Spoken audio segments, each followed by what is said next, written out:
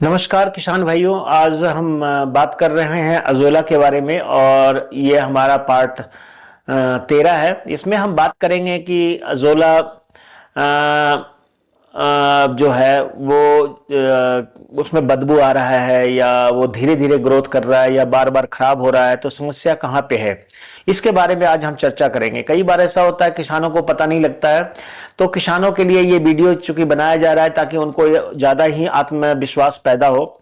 ये समस्या अजोला में नहीं है, अजोला बेड की सफाई में है। आज के इसके वीडियो में हम जो है सीखेंगे कि अजोला बेड की सही सफाई और उसका दोबारा उपयोग कैसे किया जाए।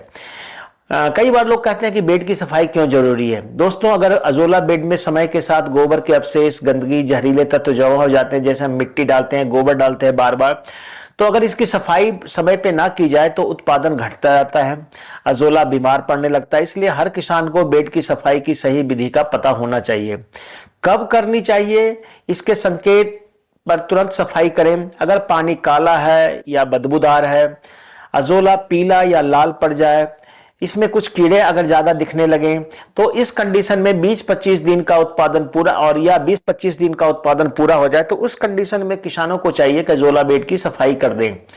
यानी कि जरूरी नहीं है कि मैं तो कहता हूं कि अजोला बेड को पूरी सफाई जो है 6 से 8 महीने के बाद ही करना चाहिए। अगर आप नियमित रूप से इसकी देखभाल करते हैं, कटाई करते हैं, इसमें से 1-2 बाल्टी पानी हर 15-20 दिन में आप निकालते रहते हैं और फिर नया पानी डालते रहते हैं, तो इस तरीके से इसकी जरूरत पूरी सफाई की 8-6-7 महीने के बाद ही पड़ती है।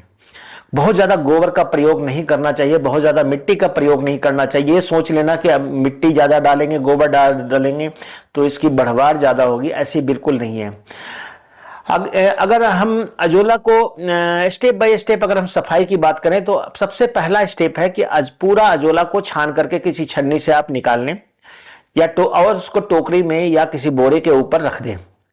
अब पानी अब क्या करें, आपके टैंक जो है प्लास्टिक का, उसका कहीं से एक रस्सी खोल दें और पूरा पानी बाहर निकलने दें। और उसके बाद अजोला के जो टैंक है उसके तल में, उसके सतह में जो गोबर और मिट्टी का जो लेयर बैठा हुआ है, उसको भी पानी से मारकर अच्छी तरह से उसको साफ कर दें, बाहर निकाल दें। और उसको आप चाहे तो खेतों में भी डाल सकते हैं, वो एक तरह से खाद का भी काम कर सकता है, तो उसको बाहर कर दें। उसके अलावा गंदगी साफ करें। बेड की सतह से कीचड़, जो शैवाल है या अवशेष कुछ बैठ गया है, तो उसको बाहर निकाल दें। अब इसको टैंक को धूप में सूखना दें 1-2 घंटे 4 घंटे तक। बेड को 1-2 घंटे धूप में छोड़ दें, इसलिए कीट और बैक्टीरिया जो भी होंगे वो मर जाएंगे। बेड को दोबारा उपयोग के लिए तैयार करें। अब इसको अच्छी तरह से फिर टैंक को बांध दें रस्सियों को। अब इस बेड में को उपयोग के लिए साफ पानी 5 से 10 सेंटीमीटर इसमें अच्छी तरह से फिर से भर दें। मिट्टी की एक पतली तरह सतह जो है, करीब करीब 2-3 मुट्ठी मिट्टी की पतली पूरे टैंक में छिड़क दें। गोबर का घोल जो 2 से 4 किलोग्राम है, उसको पुनः घोलें अच्छी तरह से। जब घुल जाए तब उसके टैंक में डाल दें और उसके बाद आप इसमें पानी डाल करके 24 घंटे के लिए छोड़ दें। अगले दिन आप इसमें अजोला जो सीड है या अजोला का जो बीज है उसको डालें। ज्यादा खाद डालेंगे, ये ध्यान रखिए कि ज्यादा खाद डालेंगे, ज्यादा खाद का मतलब ज्यादा गोबर की मात्रा या मिट्टी डालेंगे तो नुकसान होगा। संतुलन बहुत जरूरी है।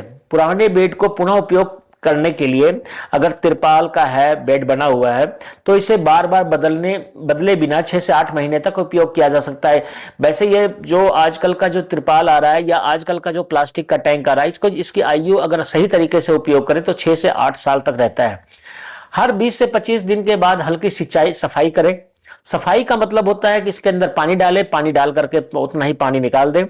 2-3 महीने में गहरी सफाई करें। वैसे तो 2-3 महीने की जगह 5-6 महीने में इसकी गहरी सफाई का मतलब पूरी तरह से अजोला बेड को खाली करके पूरा नया पानी भर करके इसको फिर से बीज डाल दें। बीज जो आपने अजोला निकाला है उसी को बीज के रूप में प्रयोग कर सकते हैं। गंदे पानी में नया अजोला डालने से बचें।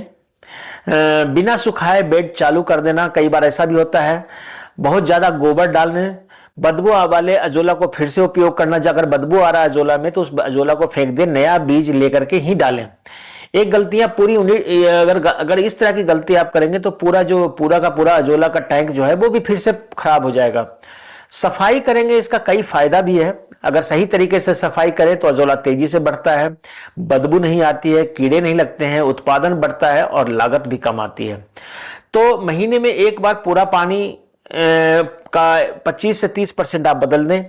नीम की पत्ती या नीम का घोल का हल्का प्रयोग कर सकते हैं। नीम को की पत्तियां अगर आपके पास उपलब्ध है तो नीम की पत्तियों को उबाल लें और 2-4 लीटर पानी में डाल करके उनकी पत्तियों को, और उसके बाद उसको टैंक में डाल सकते हैं। उसका कोई फर्क, या उसका छिड़काव कर सकते हैं अजोला के ऊपर।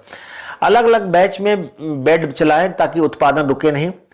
तो दोस्तों, अगर आप चाहते हैं कि आपका अजोला बेड लंबे समय तक चले, कम खर्च में ज्यादा उत्पादन दे, तो सफाई और उनका पुनः उपयोग को की सही तकनीक जरूर अपनाएं।